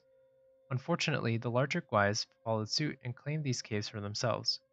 Anchored by constant displacements, the bats were resolute in moving to Furnace Valley, a place of towering firefalls and rivers of molten rock. No other guais would dare to venture there, and all advised them to leave. The bats, undeterred, dismissed the warnings and retorted, "We can never secure a comfortable hideout when you are around. That's why we've chosen the most dangerous and treacherous place." In our spiritual practice here, it is a matter of life or death. We're done being victims and pushed around. Fortune favored their resolve and rewarded their practice. Though the scorching lava burnt them time and again, it forged their fiery skins, and dodging the spewing magma honed their agility. Alas, no path is set in life. While well-trodden roads may offer smoother travel, striking out anew invites trials and derision. Yet the fruits of such a journey are uniquely gratifying.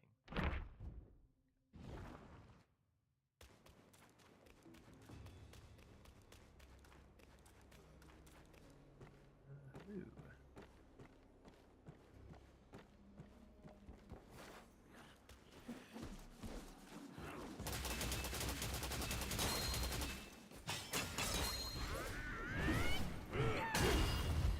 Oh, oh.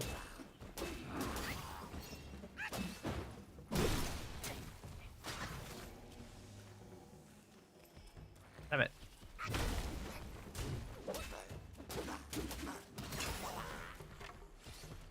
Ow.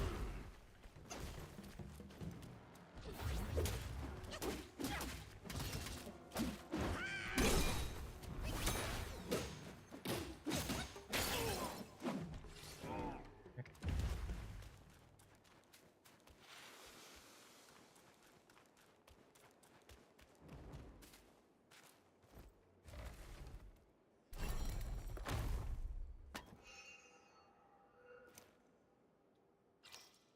Oh, more useless stuff.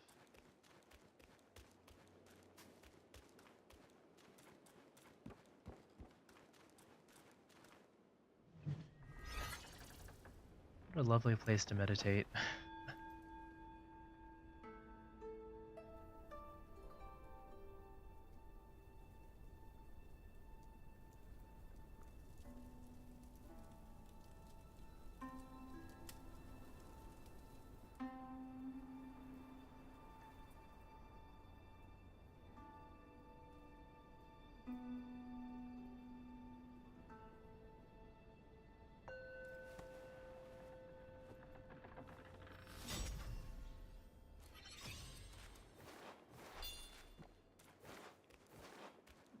Sure.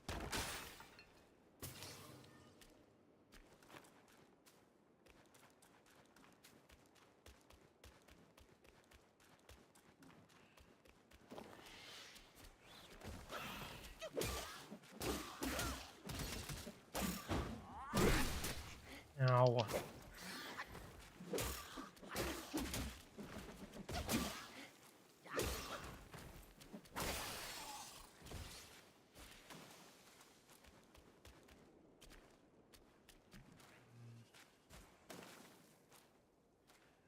see any way to go over there.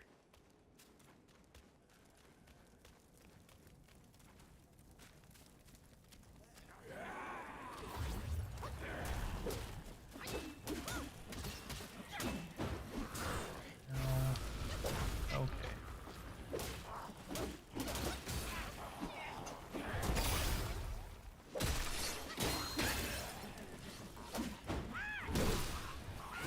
Ow.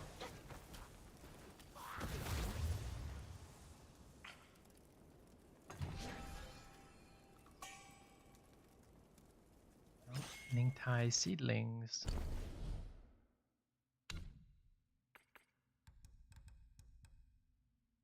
The gourd moderately extends duration of duplicates for the next Pluckamendi.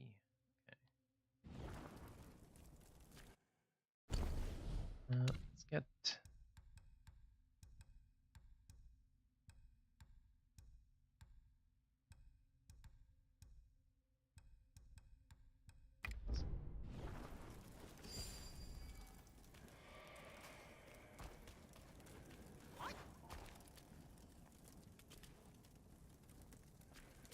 Seems like this way is the way forward, so let's go down first.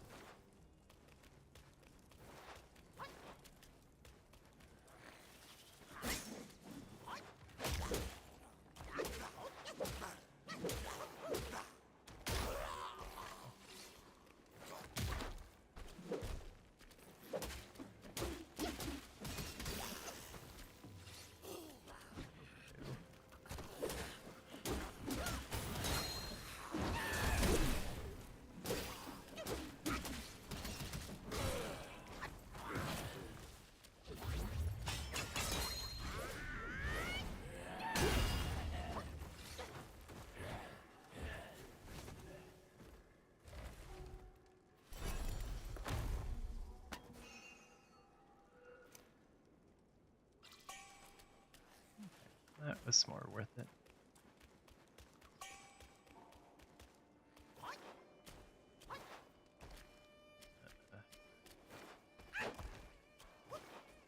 Guess I can't jump over there, even though it seems like I can.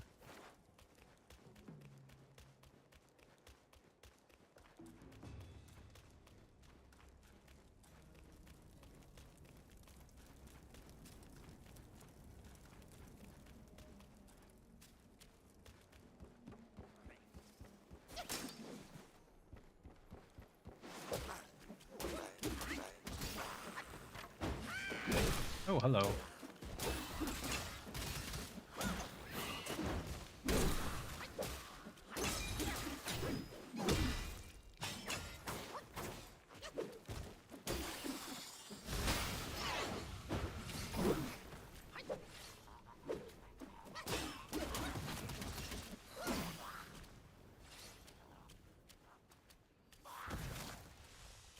Okay. Didn't know that they exploded after they died.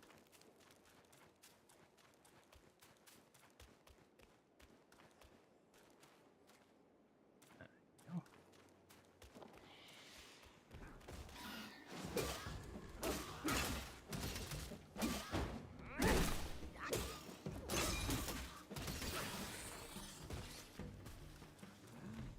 go. Oh.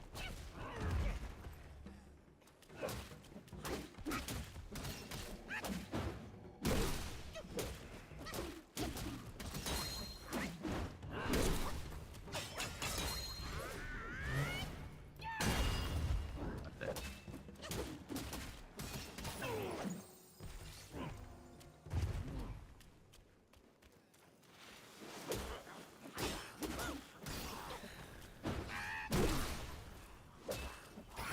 Ow.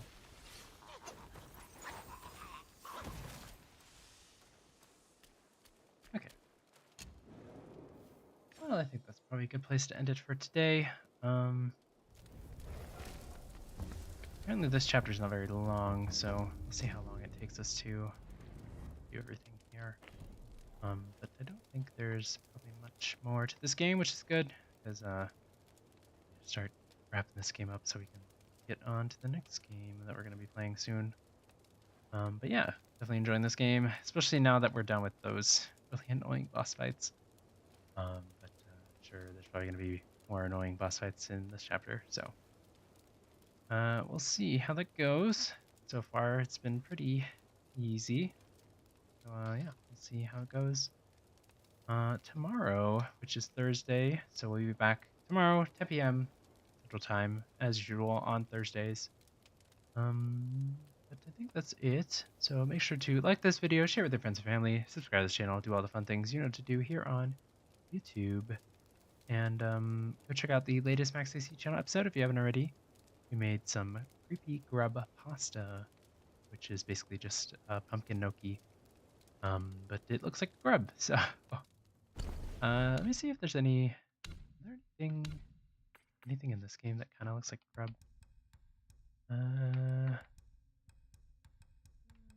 Nothing that I can see here. I think there is something probably somewhere.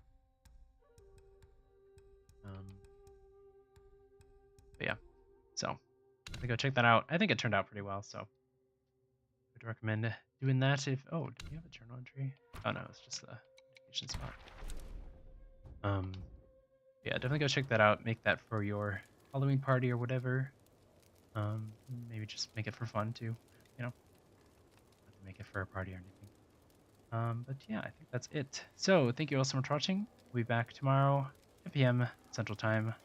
Said, but until then, thank you all so much for watching once again, and I will see you guys next time. Bye.